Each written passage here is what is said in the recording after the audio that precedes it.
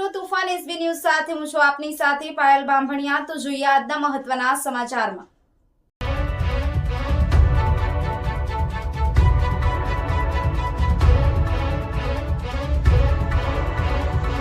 સુરતની ઉધના પોલીસે Udhna railway station બહારથી 14 કિલોગ્રામ ગાંજા સાથે બે ઉડિયા યુવાનને ઝડપી પાડ્યા।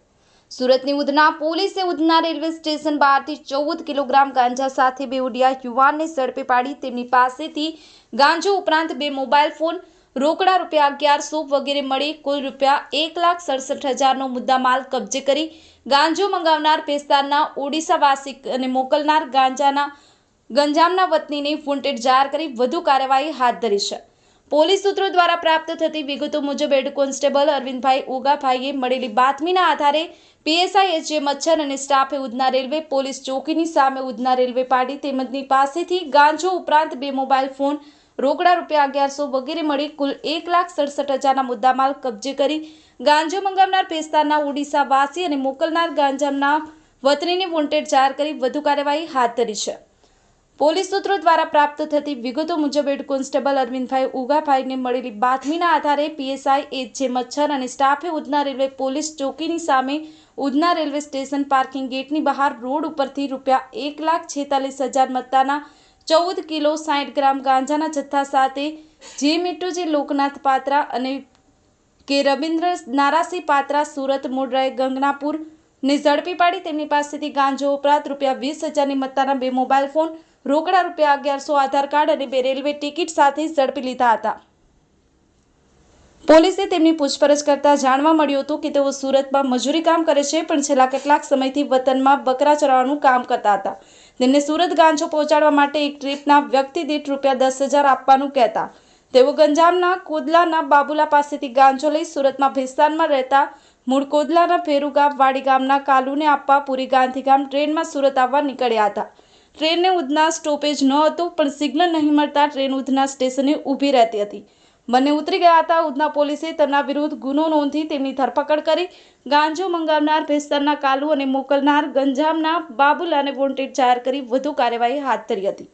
Bureau chief Sunil Ganjawala, Toofan SB news, Surat. ગઈકાલે અમારા ઉધના પોલીસ સ્ટેશન વિસ્તારમાં એક જગ્યાએ ગાંજાની હેરાફેરી થવાની છે એ પ્રકારની માહિતી ઉધના સર્વેલન્સ સ્ટાફના અરવિંદભાઈને મળી હતી। જે આધારે પોલીસે ત્યાં રેડ કરી અને તે જગ્યાએ તપાસ કરતાં બે વ્યક્તિઓ મળી આવ્યા હતા જેની પાસેથી ગાંજો મળી આવ્યો હતો। આશરે 14 કિલો જેટલો ગાંજો છે જેની કુલ કિંમત આશરે ₹1,45,000 થાય છે। એની સાથે બે મોબાઈલ પોલીસે જપ્ત કર્યા છે। આ મોબાઈલની કિંમત 20,000 ગણવામાં આવી છે અને લગભગ ₹1,60,000નો મુદ્દામાલ પોલીસે રિકવર કર્યો છે। આ ઘટનામાં બે આરોપીઓ જે મિટ્ટુ પાત્રા અને કે રવિન્દ્ર પાત્રા બંને જણા સચિનના રહેવાસી છે અને મૂળ ગંજામ ઓરિસ્સાના રહેવાસી છે। તેઓ ઓરિસ્સાથી આવી રીતના ગાંજો લઈને આવનાર હોવાની માહિતી પોલીસને મળી હતી। જે જગ્યા હતી એ ઉધના રેલવે સ્ટેશનનું જે પાર્કિંગ છે એની સામેનો જે જાહેર રોડ છે એ જગ્યાએ પોલીસને મળી આવેલ હતો। જે બાબતે પોલીસે ગુનો નોંધી અને આગળની કાર્યવાહી કરી છે। આ ઘટનામાં જે બે વ્યક્તિઓ વોન્ટેડ છે કે એકનું નામ કાલુ અને એક બાબુલા કરીને છે એની તપાસ અત્યારે પોલીસ કરી રહેલ છે। કેટલા સમયથી ગાંજાનું વેચાણ કરતા હતા અને કોને આપવાના હતા?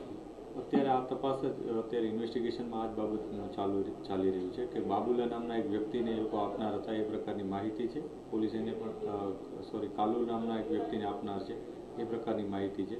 એને પણ અમે ઇન્વેસ્ટિગેટ કરી રહ્યા છીએ, કાલુની પણ શોધખોળ કરી રહ્યા છીએ। આ ઉપરાંત જે બંને આરોપીઓ છે એના માટેના અમે ફર્ધર પોલીસ કસ્ટડી પણ માંગેલ છે।